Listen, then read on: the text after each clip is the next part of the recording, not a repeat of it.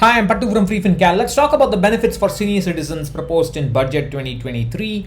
More than 1 crore can be invested by a senior citizen couple in safe guaranteed products from April 1st, 2023.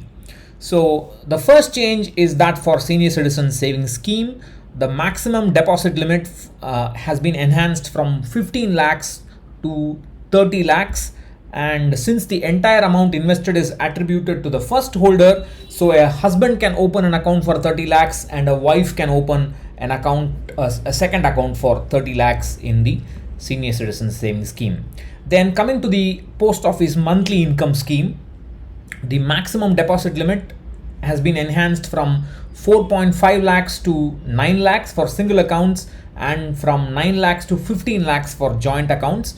The budget has clubbed this as a senior citizen benefit in the speech, but I'm not sure whether it's only available for senior citizens or whether these enhanced limits is available for all. It probably is available for all, but of course the senior citizens are probably the major beneficiaries because they are the main users in this.